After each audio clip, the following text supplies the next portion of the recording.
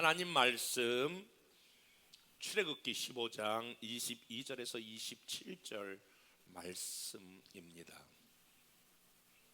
모세가 홍해에서 이스라엘을 인도하며 그들이 나와서 수르 광야로 들어가서 거기서 사흘 길을 걸었으나 물을 얻지 못하고 마라에 이르렀더니 그곳 물이 써서 마시지 못하겠으므로 그 이름을 마라라 하였더라. 백성이 모세에게 원망하여 이르되 우리가 무엇을 마실까 하며 모세가 여호와께 부르짖었더니 여호와께서 그에게 한 나무를 가르치시니 그가 물에 던지니 물이 달게 되었더라. 거기서 여호와께서 그들을 위하여 법도와 율례를 정하시고 그들을 시험하실세 이르시되 너희가 너희 하나님 나 여호와의 말을 들어 순종하고 내가 보기에 의를 행하며 내 계명의 길을 기울이며 내 모든 규례를 지키면 내가 애굽 사람에게 내린 모든 질병 중 하나도 너희에게 내리지 아니하리니 나는 너희를 치료하는 여호와임이라. 그들이 엘림에 이르니 거기에 물샘 12과 종려나무 70그루가 있는지라 거기서 그들이 그물 곁에 장막을 치니라. 아멘. 다 저를 이렇게 좀 보시죠.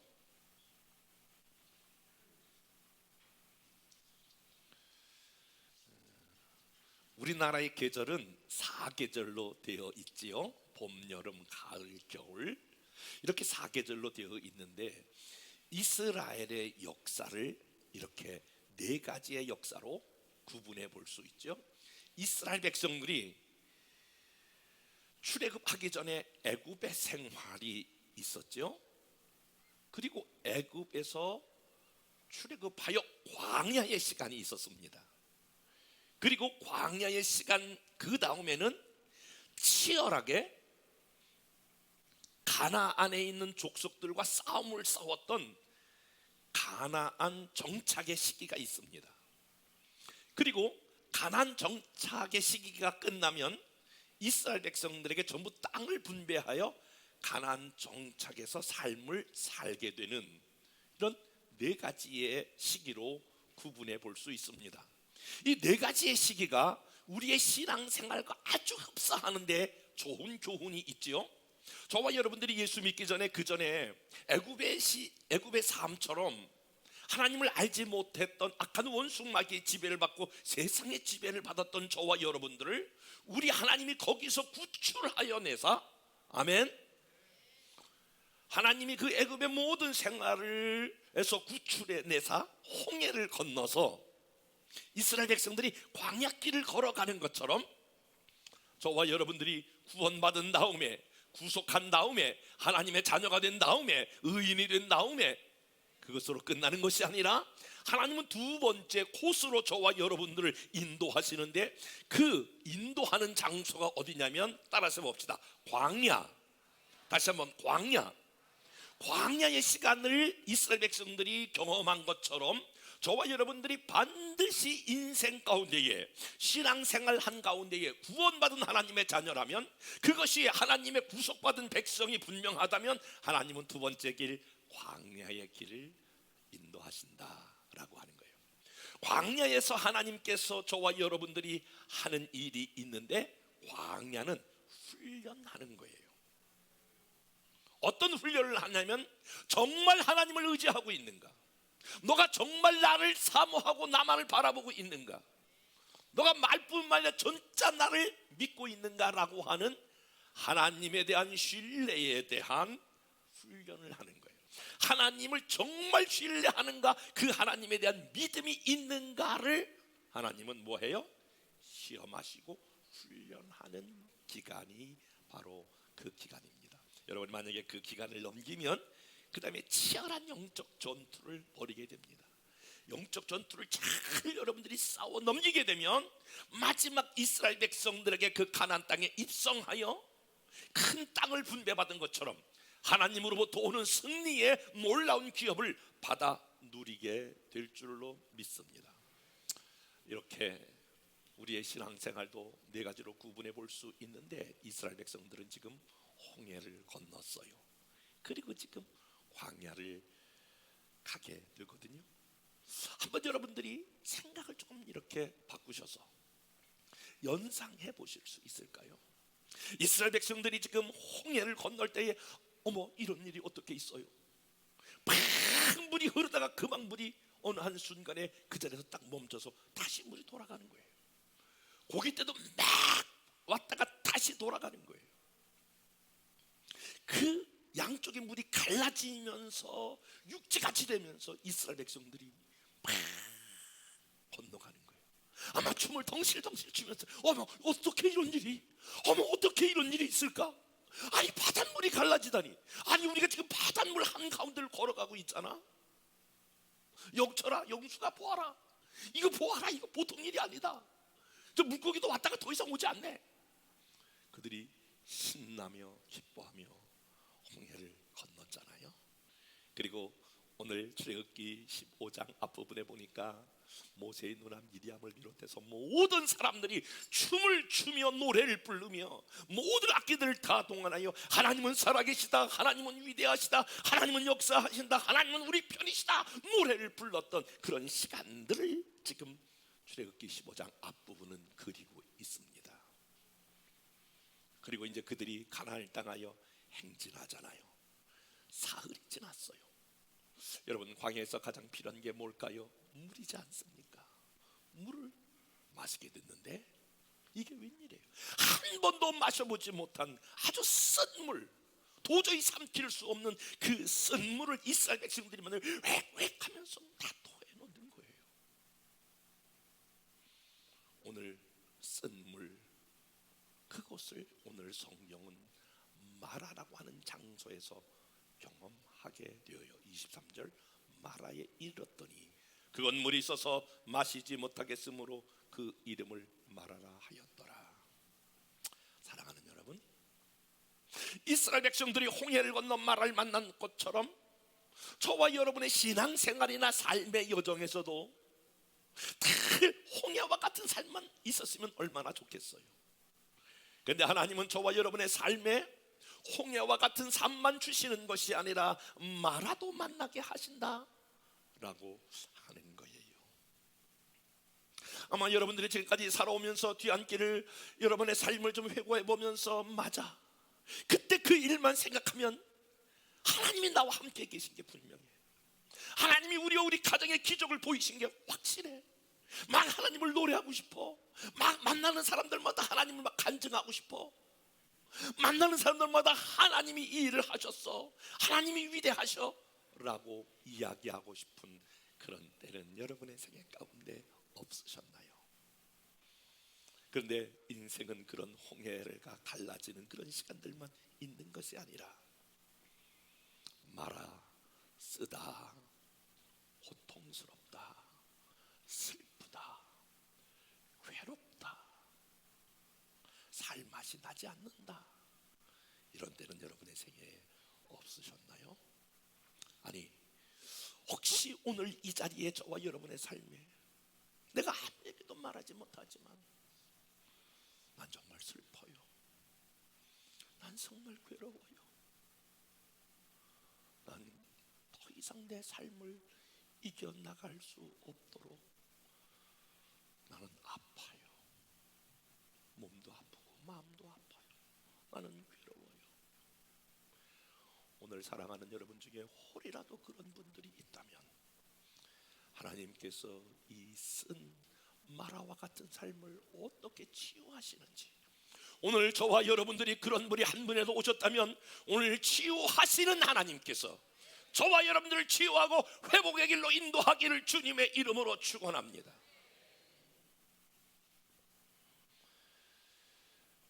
우리는 우리의 삶을 뒤돌아볼 때에 마라의 여러 가지 종류가 있을 수 있겠죠. 나이가 먹어가면서 공통적으로 찾아오는 마라가 있는데 그게 바로 질병의 마라예요. 몸이 옛날 같지 않아요. 계단 한층 올라가는 것도 옛날에는 뭐 휙휙하고 4층 5층 올라갔는데 이렇게 자꾸 올라가다가 멈춰서야 돼요. 내려올 때도 이렇게 한 걸음 한 걸음 내려왔는데 이제 짝발을 자꾸 디뎌야 돼요. 가만히 있어도 내 눈에서 괜히 이렇게 뭐 은혜의 눈물 아닌데 뭐가 자꾸 이렇게 국물 같은 게 흘러나와요. 가만히 보면 내가 먹는 약이 점점 늘어나요. 여러분에게 질병의 마라가 찾아왔다는 증거지요. 질병의 마라 못지않게 우리의 삶 가운데 찾아오는 마라가 있는데 바로 경제적인 마라예요. 재정적인 마라예요. 지금같이 이렇게 어려운 시대를 경험하고 있는 모든 사람들 가운데 모두가 다 사실은 재정적인 마라예요. 이 카드를 이렇게 돌려막고 저 카드를 저렇게 돌려막아도 그래도 이게 해결이 잘 되지가 않아요. 이게 뭐 재정이 풀려서 어떻게 진행해야 되겠다라고 하는 계획이 서지 않을 만큼 우리는 재정의 마라를 만날 때가 있단 말이에요. 더 나가서 우리는 인간관계의 마라도 경험해요. 사랑했던 사람이 마음이 나누어져요. 옛날에 좋았던 추억을 생각해 보아도 다시는 돌아올 것 같지 않는, 그 사람과 단둘이 있는 게 어색해요. 이쪽으로 가면 난 저쪽으로 가고 싶어요. 부부가 같이 있는 게 어색해요. 가족이 함께 있는 게 어색해요. 세론들이 같이 있는 게 어색하고, 뭔가 이렇게 말하지 않지만은 난기류가 흐르듯이 우리의 삶에 이렇게 인간관계에 마라가 찾아올 때도 있단 말이에요. 사실 그거보다 더 큰 마라가 있는데, 더 무서운 마라가 있는데, 더 안타까운 마라가 있는데, 영적인 마라예요.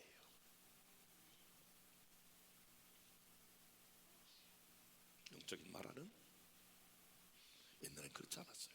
내가 하나님께 막 찬송하면 막 이 찬송을 부르다가 찬송가 가사에 막 울다가 찬송가 가사에 내가 막 빠져가지고 막 감격할 그럴 때가 있어요.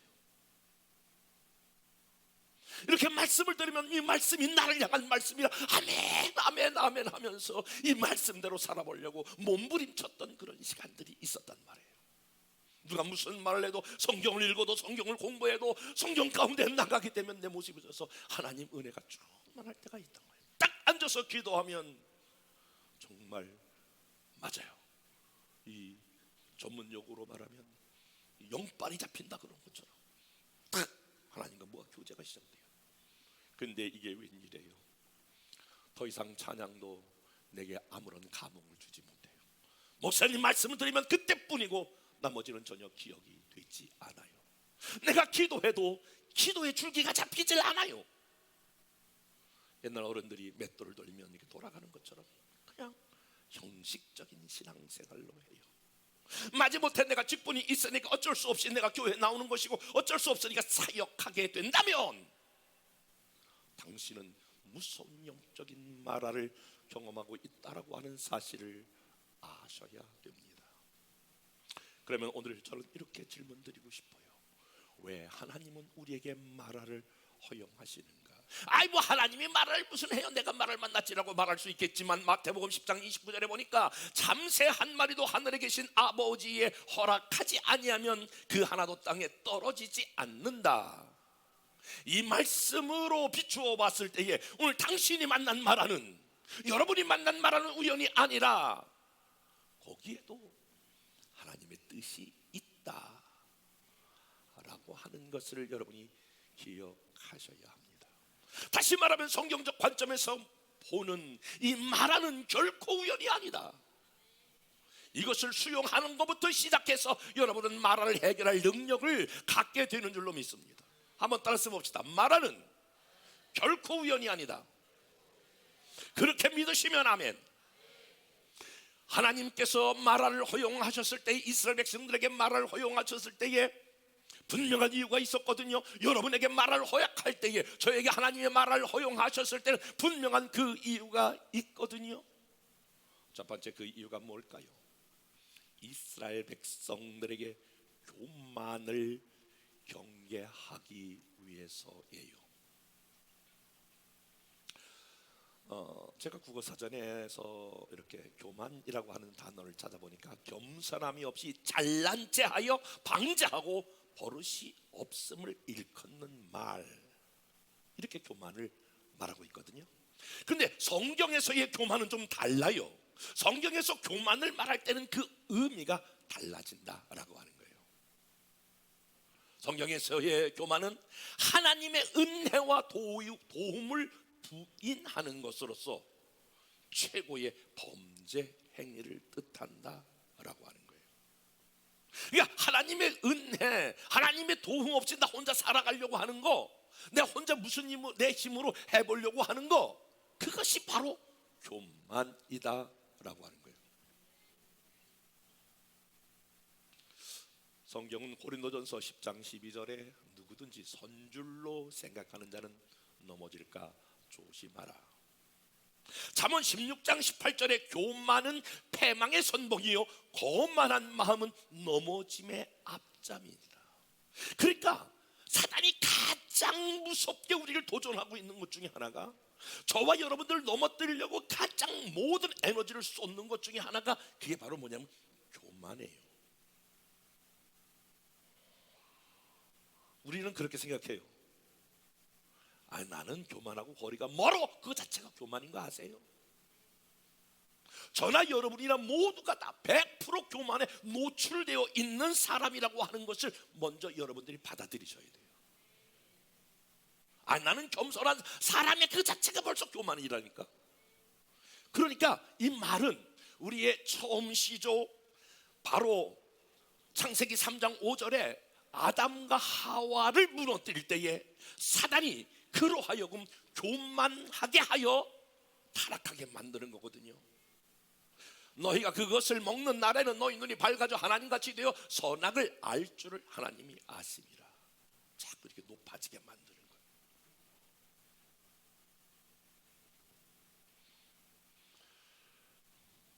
이스라엘 백성들을 하나님이 가나안 땅으로 인도할 때에 첫 번째로, 너 지금 홍해를 건너게 한 게 누군 줄 아느냐?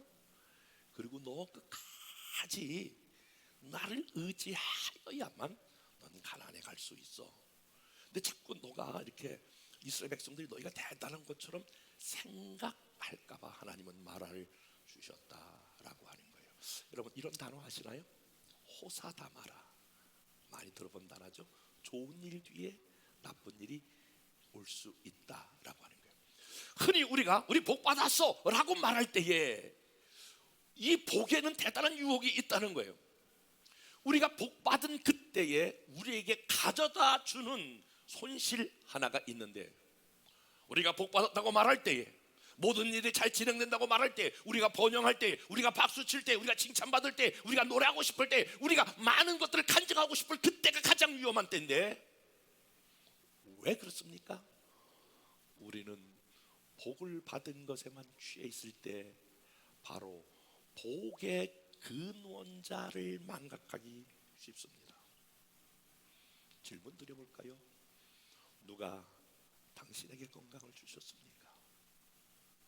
누가 당신에게 지혜를 주셨습니까? 누가 당신에게 그런 은사와 탤런트를 주셨습니까? 누가 당신에게 그런 열정을 주셨습니까? 누가 당신에게 그런 물질을 주셨습니까? 하나님이 아닙니까? 그러나 우리가 복을 누릴 때에 복의 근원자이신 하나님을 망각하기 쉽습니다. 그때 하나님이 하시는 방법이 있습니다. 홍해를 마라로 바꾸십니다.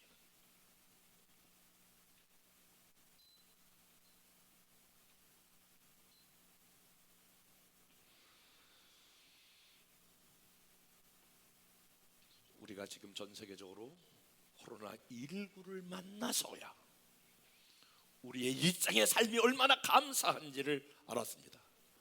가까이 만나서 악수하고 함께 마스크를 벗고 찬양하고 예배하고 정겨운 지인들과 수다를 떨면서 삼삼오오 같이 음식을 먹으면서, 여러분 예배 끝나고 각 파트 방으로 들어가서 과일을 깎으면서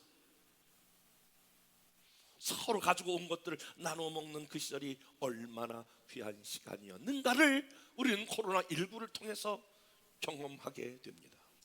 그렇다면 우리 이렇게 질문해 봐야 합니다. 저는 아주 골똘히, 그리고 몇 번이고 수없이 제가 하나님께 묻는 질문이 하나가 있습니다. 하나님, 왜 이 코로나19를 이 역사 가운데에 허용하셨나요? 저는 적어도 이것을 기도하면서 제 나름대로 느끼는 결론은, 그것은 우리 인간의 교만을 깨뜨리기 위한 하나님의 강력한 징계일 수 있다라고 하는 것이에요. 여러분 잘 아는 대로 지금은 과학 기술이 발전하여 49억 킬로가 떨어진 명왕성에도 가고 인공지능이라고 하는 AI가 필두로 해서 4차 산업혁명 시대가 도래하고 있지 않습니까? 여러분, 지금 인간이 못하는 게 뭐가 있습니까? 그런데 바이러스 하나에 75억 명이 지구가 멈춰섰습니다. 나와는 거리가 멀 거라고 하는 죽음의 공포가 각 사람들에게 밀려오기 시작했습니다. 대국의 총리도, 글로벌 패권을 쥔 대통령도, 부자도, 유명한 스타도 예외가 아닙니다. 이것을 통하여 하나님께서 우리 인간에게 주시는 메시지가 있다면, 인간이 하나님 앞에 얼마나 무기력한 존재인 것을 확인시켜 주는 것이 아니겠습니까? 그리고 하나님께서 이렇게 말씀하신 거예요. 얘들아, 이 세상은 너희가 다스리는 것 같지만 내가 다스린다. 이 세상의 모든 것은 내가 생사화복을 쥐고 있다. 너희 혼자서 살아갈 수 없다. 넌 반드시 나의 지혜가 필요하다. 인간들을 향하여 하나님처럼 높아지려고 하는 그 교만을 깨트리는 그러한 코로나19가 아닌가, 영적인 해석을 그렇게 해봅니다. 사람은 처음에 잘 나가다가, 처음에 박수를 받고 시작하다가 시간이 가면 찾아올 수 있는 게 교만입니다. 제가 이렇게 목회해서 25년간, 이제 26년, 27년 이쯤에 하나님께서 저를 부흥사로 부르셨습니다. 저는 그 전까지 한 번도 부흥회를 나가본 적이 없는, 어느 교회 가서 지방회장 때에 말씀을 증거회에는 한 번도 어디 가서 혼신 예배를 인도한 적이 없습니다. 어느 날 갑자기 어떤 말씀을 제게 주시면서 내가 너를 사용했다라고 말씀하시면서 한국에, 그리고 전 세계적으로 저를 부르시기 시작했습니다.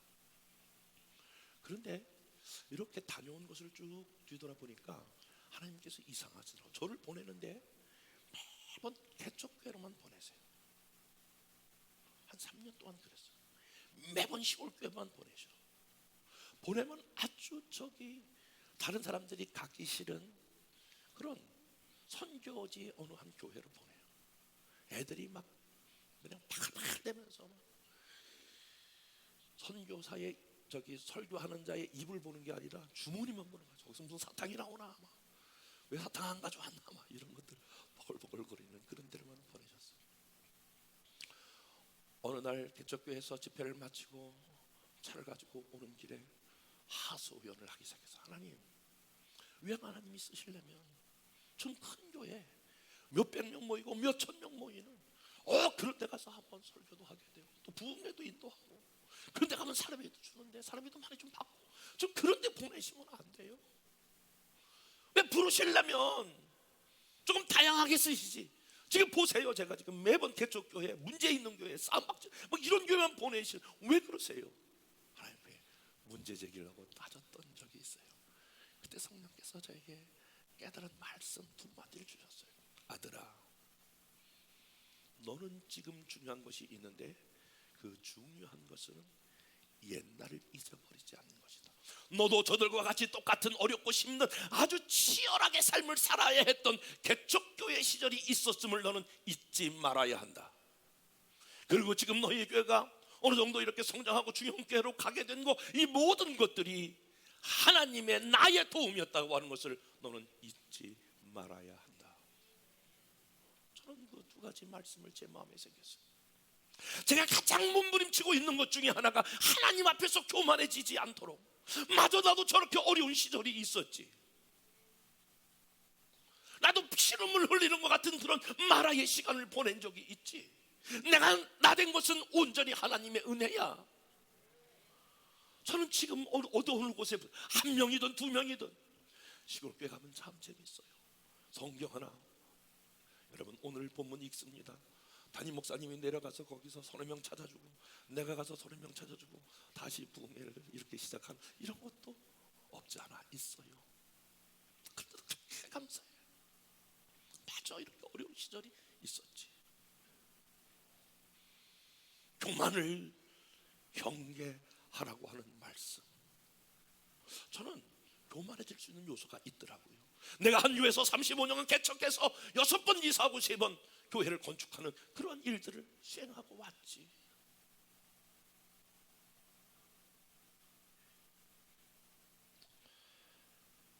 사랑하는 여러분, 저와 여러분에게 교만해질 수 있는 요소가 무엇인가 한번 뒤돌아 보시기를 바랍니다.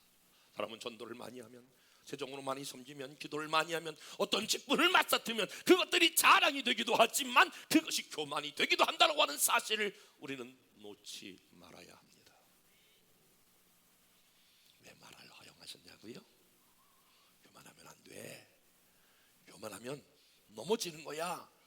교만은 넘어지는 중요한, 쓰러지는 중요한 요인이 되는 거야 라고 하는 것을 가르쳐 주기 위함이요. 두 번째로 하나님께서 이스라엘 백성들에게 말을 주신 것은 25절 우리가 마지막 부분인데 그들을 시험하실세라고 하는 거예요.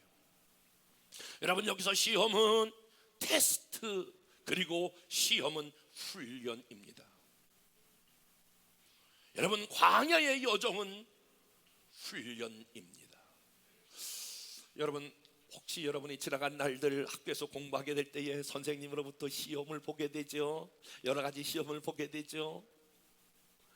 시험을 왜 보게 됩니까? 선생님이 여러분들을 골탕 먹이기 위해서, 선생님이 여러분들 피곤하고 잠 못 자게 하기 위해서 시험지를 돌리는 것이 아니라 시험의 유일한 목적은 내 실력이 어느 정도 되는가, 그것을 파악하고 알게 하기 위하여 여러분 시험을 치르는 것이 아닙니까? 하나님께서 저와 여러분들을 시험하시는 것은 여러분이 도대체 하나님을 정말 믿는지, 하나님을 얼마만큼 신뢰하는지를 보기 위한 하나님이 여러분을 향한, 저를 향한 테스트고 훈련이었다라고 하는 것입니다. 저는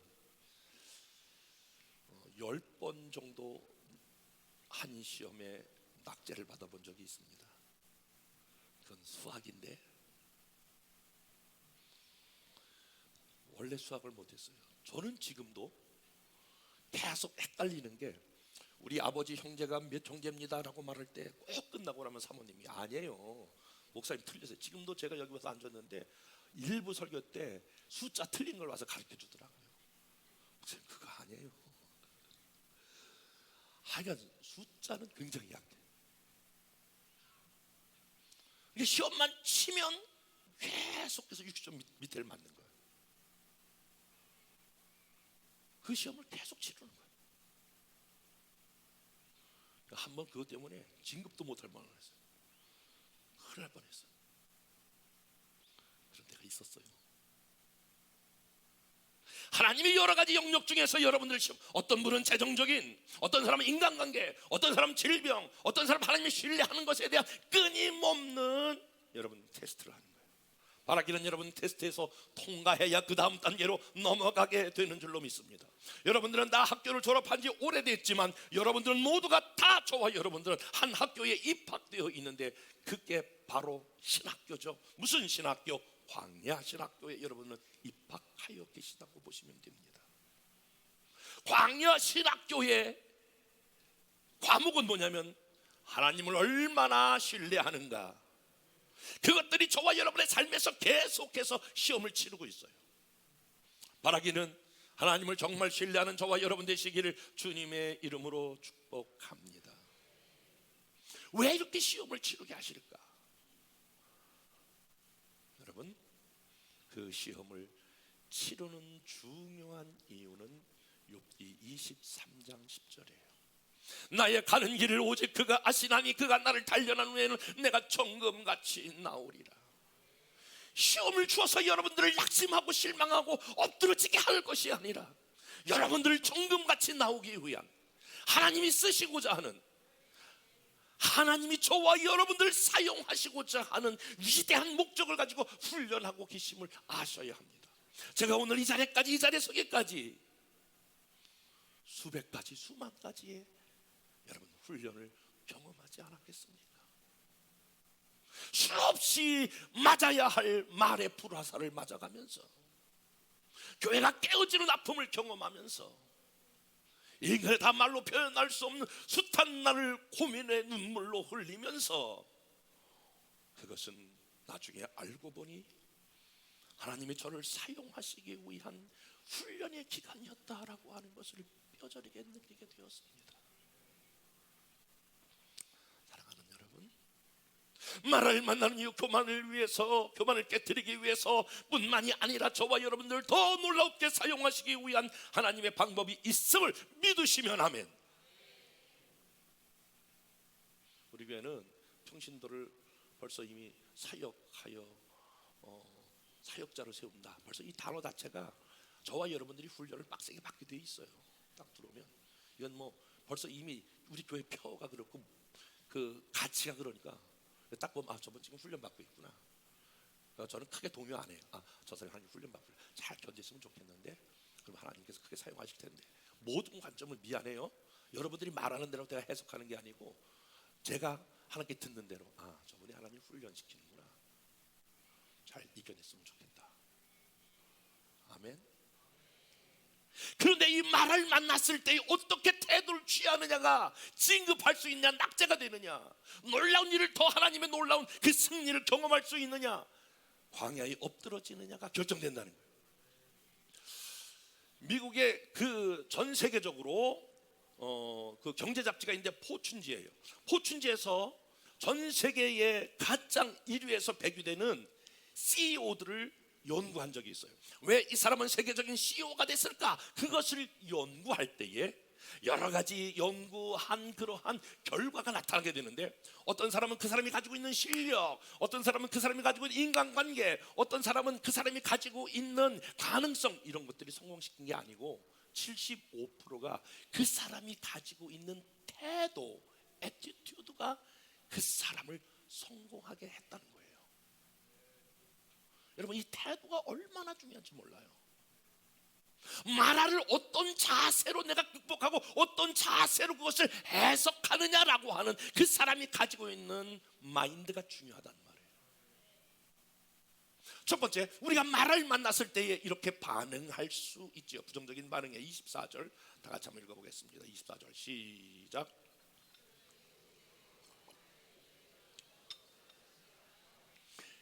먼저 말을 만났을 때의 첫 번째 반응은 바로 무엇이냐면은 원망하는 거예요. 물을 마셨는데 막 지금 물이 막 토해낸단 말이에요. 그러면 조금 이렇게 생각해 보면 안 될까요? 물이 너무 쓰네.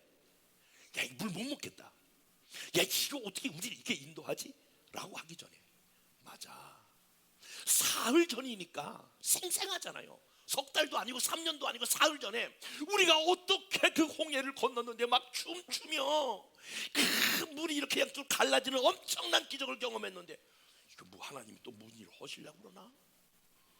하나님이 조금 더, 하나님 뭔 일 하시겠지, 하나님이 더 큰 일 하시겠지, 이렇게 생각하고 한 박자쯤 늦췄으면 어떨까요?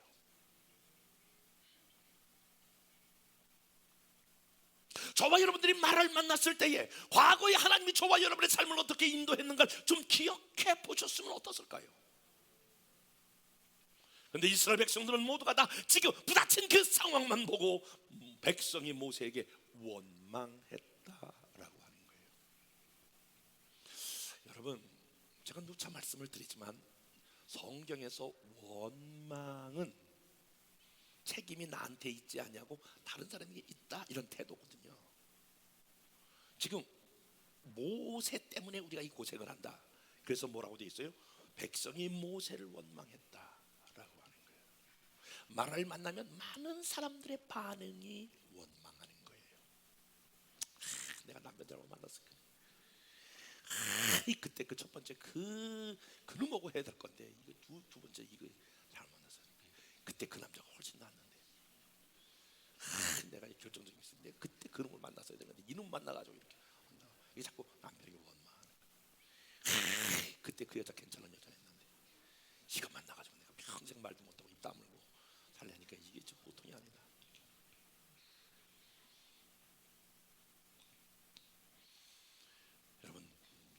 공동체 안에서도 언제든지 이렇게 원망할 수가 있어요. 근데 한번 객관적으로 해보세요. 원망하면요, 책임이 나한테 있고 너에게 있다 이런 거거든요. 근데 내 마음은 편해지지만 내가 성장하지는 못해요. 배울 수 있는 기회를 잃어버린 거예요. 저는 목사님들 세계에서나 인간관계 세계에서 어떤 문제가 있으면 하나님 앞에 계속 저를 들여다봐요. 제가 잘못한 게 뭔지, 제가 부족한 것이 뭐였는지, 왜 문제가 이렇게 생겼는지를 하나님 앞에 묵상하고 내가 어저께도 목사님에게 장문의 문자를 보냈어요. 목사님, 이런 문제가 있는데 제가 부족해서 그래. 제가 선임으로서 더 일을 매끄럽게 처리하지 못해서 이런 일들이 있는 것 같아요. 제가 잘못했습니다. 저를 용서해. 어떤 우리가 큰 문제가 있을 때 제가 그렇게 했어요. 목사님 또 왜 그래요? 목사님 왜 그래? 막 그래. 아니에요. 제가 이것을 통해서 다시 한번 깨닫게 됐습니다. 저의 부족함을 알게 되었습니다. 이렇게 반응하고 있거든요. 사랑하는 여러분, 혹시 이 공식은 잊지 말아야 돼. 한번 따라서 볼래? 원망하면 시험은 길어지고 광야는 깊어진다. 하나님께서 야, 너 이번에 통과 못해서 너 다음에 또 준비하고 있어. 시험 다시 한번 치러야 돼. 선생님이 너 이번에 낙제야. 너 수학 그거 60점 안 됐지? 다시 시험 치러 준비하고 있어. 이런 거랑 똑같은 거예요. 저와 여러분들이 이 시험을 통과해야 그 다음 하나님의 은혜가 기다리게 되는 줄로 믿습니다. 시험을 이겨내야 되는 거예요. 힘들어도 견뎌내고 하나님 앞에서 그래야 될 줄로 믿습니다. 질병에 말하든 인간관계에 말하든 경제적 말하든 여러분 영적인 말하든 오늘 바라기는 저와 여러분들이 원망이 중단되면 그 말하는 사라지게 될 줄로 믿습니다. 여러분의 입술에서 사람에 대한 원망과 하나님에 대한 원망이 끊어지기를 주님의 이름으로 축복합니다. 뿐만이 아니라 또 한 사람이 말에 대한 태도를 보여주고 있는데 25절이에요. 모세가 여호와께 부르짖었더니, 따라서 봅시다. 모세가 여호와께 부르짖었더니 기도했다는 거예요. 말을 만났을 때 기도했다는 거예요. 우리가 기도할 때에 한 가지 착각하는 게 있는데 저를 좀 보세요. 제가 조금 12시 넘어까지 할 거예요. 왜냐하면 이 오후 예배가 없기 때문에 여러분이 어떤 사람은 일주일에 한 번 예배를 드리기 때문에 미안해요. 어떻게든 여러분들이 은혜를 받고 가셔야 돼요. 옆에 사람과 이렇게 인사하겠습니다. 우리 은혜를 받고 가자.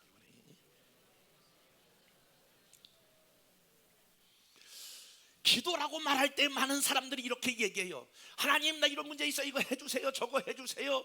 막 이런 문제도 도와주세요. 저렇게 문제 해주세요. 소위 그래서 여러분 막달라 마리아라는 게 나오는 거잖아요. 막 무조건 달라고만 하는 거예요. 막 이것도 달라 그러고 저것도 달라 그러고 막 막달라 마리아를 막 그냥 막달 노래를 부르고 있다가 그냥 가버리는 거예요. 미안해요. 가장 수준 낮은 기도예요. 기도의 가장 좋은 모델과 모범을 보여준 게 있는데 그게 여러분 주기도문 아니겠어요? 주님께서 제자들에게 기도를 가르쳐달라고 할 때에 숲속에서 주님이 기도할 때에 주님이 이렇게 너희는 이렇게 기도하라. 하늘에 계신 너희 아버지여 이름이 거룩히 여김을 받으시오며, 여러분 그러면서 나라가, 하나님의 나라가 내게 임하옵시며 하나님의 뜻이 내게 이루어지게 하옵소서. 그러므로 기도는 나의 필요를 밀어붙이는 것도 있지만 그건 여러분 일용할 양식을 주옵시고 그 나중에 나오는 거예요. 가장 중요한 기도는 이것을 통하여 하나님의 계획과 하나님의 뜻이 내게 이루어지게 하옵소서. 나는 하나님의 뜻이 어떤 건 잘 모르지만 하나님의 뜻이, 하나님의 계획이, 하나님의 섭리가 나를 통하여 이루어 달라고 하는 게 바로 기도의 핵심이에요. 기도를 좀 바꿔보실 수 있는 의향은 없으신가요? 하나님 나를 이곳에 보낸 것은 하나님의 계획이 어떤 건가요? 내가 이렇게 말을 만났는데 하나님의 뜻은 어디에 있나요? 내가 이렇게 어려운 일 당했는데 하나님의 놀라운 비밀은 어디에 있나요? 이렇게 문제를 전개해 볼 수는 없을까요? 이렇게 하나님 앞에 기도해 볼 수는 없을까요? 모세가 여호와께 부르짖었더니, 여러분 하나님의 뜻을 구하면 반드시 하나님이 지혜를 주세요. 반드시 하나님의 방법을 가르쳐 주셔요. 여러분, 지금 저와 여러분이 이제 사업적으로도 많이 힘드시잖아요. 또 그리고 직장적으로 어렵잖아요. 그것을 우리는 말하러 해본다면 한번 여러분 이렇게 하나님 몰두하여 기도해 보세요. 하나님, 너무너무 이 코로나19 때문에 어려워요, 힘들어요. 그 어렵다고 힘들다고만 맨날 이야기하지 말고, 어렵다고 힘들다고 맨날 전도만 하지 말고, 어렵고 힘든데 이것을 헤쳐나갈 만한 하나님의 계획을 가르쳐 주세요. 하나님의 뜻이 어디 있는가를 나로 하여금 깨닫게 해주세요. 모세가 그렇게 하나님께 부르짖었더니 뭐라고 얘기했냐면은, 여호와께서 25절 그에게 한 나무를 가르치시니 하나님의 전략과 하나님의 방법을 주시는 거예요. 여호와께서 그에게 한 나무를 가르치시니 그가 물에 던졌다. 그가 물에 던졌다라고 하는 것은 하나님께서 가르치시면서 그 뒤에 말씀은 없지만은 물에 던지라고 분명히 말씀하셨기 때문에 모세가 그것에 물에 던지는 것을 보게 됩니다. 기도하면, 하나님의 뜻을 구하면, 하나님의 계획이 어디 있는가를 분명히 구하면 하나님께서 여러분 그 문제를 헤쳐나갈 수 있는 지혜를 주십니다. 우리는 지혜가 부족할 때마다 그러므로 성경 야고보서 1장 2절부터 5절에 보면, 내 형제들아 너희가 여러 가지 시험을 만나고는 온전히 기쁘게 여기라.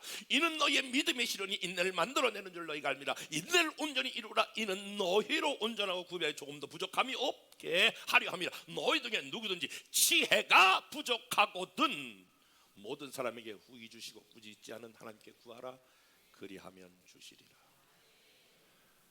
여러분, 좀 조용히 앉아 하나님의 음성을 들어보십시오. 하나님의 계획을 알려고 좀 몸부림쳐 보십시오. 하나님의 뜻이 어디 있는가 좀 알려보십시오. 주님, 주님의 계획이 저를 통하여 이루어지게 하옵소서. 주님의 뜻이 저를 통하여 나타나게 하여 주옵소서. 그러면 마라가 통과되는 거예요. 원망하면 다시 그 시험을 또 치러야 되는 거예요.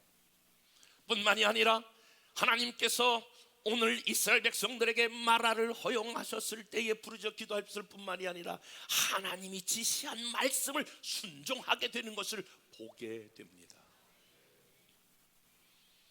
한번 여러분 생각해 보세요. 저는 아무리 제가 이성을 다 동원하고 합리적인 사고를 동원해도 해결할 길이 없어요. 아니, 지금 물이 쫙 있는데 물이 쓴 물이에요. 나뭇가지 하나 꺾어서 그게 던졌다고 어떤 화학적인 반응을 보였기에 그 물이 달게 되겠느냐라고 하는 거예요. 혹시 여기 화학을 전공한 분이 있나요? 아니, 나뭇가지 하나에 어떠한 그것이 역할이 주어졌기에, 거기에 무슨 효능이 있었기에. 정기훈 장로님, 한의학적으로 그게 뭐가 있나요? 나뭇가지에 뭐가 있어서 쓴 물이 어떻게 단물되나요? 저는 제가 가지고 있는 모든 상식을 다 동원해도 그것을 설명할 길이 없어요.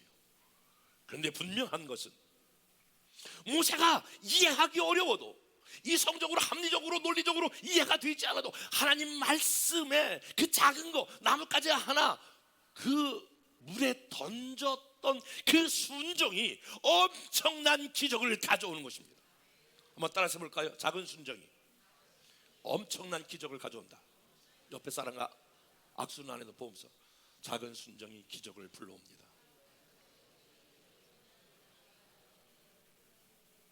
사랑하는 여러분, 이 어려울 때일수록 우리는 인간의 잔머리를 쓰지 말고 함께 나가 기도하여 하나님이 명령하는 거, 하나님이 우리에게 말씀하시는 거, 그게 뭐 작은 거 아무거 별 볼 일 없는 것 같지만 거기에 여러분 순종하셔야 합니다. 거기에 여러분 주님의 뜻을 따라야 합니다. 그래야 하나님께서 기적을 일으키신다라고 하는 거예요. 아무리 작고 보잘것도 없는 것이라고 할지라도 그렇게 순종한 뒤에 반드시 역사가 일어납니다. 마라가 변하여 쓴물이 변하여 단물되게 하는 하나님은 우리를 그것을 통하여 치유하시고 회복하시는 은혜를 주시는 줄로 믿습니다.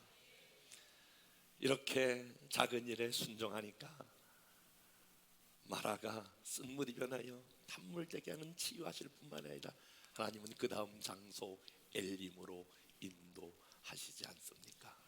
27절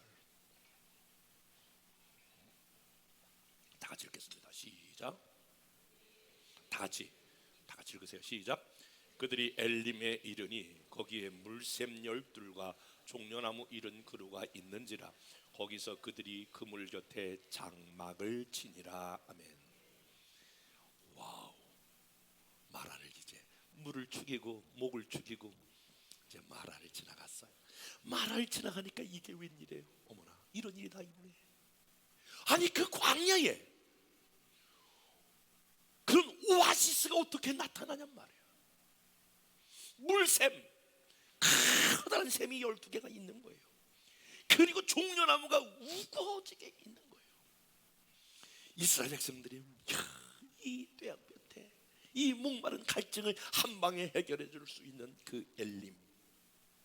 사랑하는 여러분, 저와 여러분들이 광야를 잘 통과하면, 그 시험을 잘 이겨나가면, 교만을 경계하면서 나가면, 주의 말씀에 작은 것이라도 순종하여 나가는 자에게 하나님은 반드시 엘림을 허락하십니다. 이런 거 있잖아요. 우리가 옛말 하면 산다. 그 옛날에 고생했던 일들을 말하면서 산다라고 하는 말은 지금은 그렇지 않다라고 하는 것이죠. 맞아, 옛날에 힘들었어. 그 얘기는 지금 괜찮았어, 그런 거예요. 이스라엘 백성들이 전부 다 그 엘림에 와서 쉬면서 안식하면서 그 풍성한 것을 경험하면서, 맞아, 마라 있을 때 그때 목말랐어, 그때 쓴 물이었어, 그 옛날을 기억하며 노래하는 사람들이 되었단 말이에요. 사랑하는 여러분, 하나님은 여러분들을 마라로 인도하려고 하는 것이 아니라 엘림으로 인도하시려고 하는 계획이 있음을 여러분 아십니까? 여러분, 그 계획을 신뢰하십니까? 여러분, 다시 눈을 들어 여러분이 생각하셔야 합니다. 하나님에 대한 믿음을 여러분들이 가지셔야 합니다. 나의 끝은 마라가 아니라 엘림이라. 거기 쉴 만한 곳, 거기 노래할 만한 곳, 거기 안식할 만한 곳, 거기 풍성한 곳, 거기 하나님을 찬양할 만한 곳, 거기 간증할 만한 곳, 하나님의 역사가 있는 그곳 엘림으로 저와 여러분과 우리 열방교회와 이 방송을 듣고 있는 모든 시청자들을 인도한다는 것을 잊지 마셔야 합니다. 요셉이 자기 형제들에게 팔리는 마라를 만났지만 원망하지 않았습니다. 보디발의 아내의 누명을 받았지만 그는 아무 말 하지 않았습니다. 그리고 하나님 뵙기도 한 결과 그는 국무총리라고 하는 하나님이 그를 놀랍게 세워주셔서 놀라운 엘림을 경험하게 되었습니다. 열방의 가족 여러분, 여러분들이 이 마라의 시기를 지나고 있을 터인데, 이때에 하나님 앞에 온전히 원망을 중단하고 기도하여 엘림을 경험하는 저와 여러분 될 수 있기를 주님의 이름으로 축원합니다. 은혜와 사랑이 많으신 하나님, 늘 마라에서 엘림까지 우리의 삶을 뒤돌아보게 하시고, 우리의 삶 가운데 마라를 나에게 허락한 이유를 묻게 하시고, 우연히 없으신 이 하나님께서 내게 때로는 교만을 경계하고, 이 마라를 통하여 하나님만을 의지하고, 이 마라를 통하여 하나님을 신뢰하고, 이 마라를 통하여 하나님 앞에 엎드려 기도하며 하나님의 뜻을 구하는 우리 모든 열방의 가족과 이 민족이 되게 하여 주시옵소서. 그리고 하나님께서 말씀하시는 작은 일에 순종하여 나갈 수 있도록 인도하여 주옵소서. 그리고 종래 하나님께서 우리를 엘림으로 인도하는 하나님을 바라보고 그 믿음으로 뚜벅뚜벅 걸어가게 하여 주옵소서. 축복하며 예수님 이름으로 기도했사옵나이다.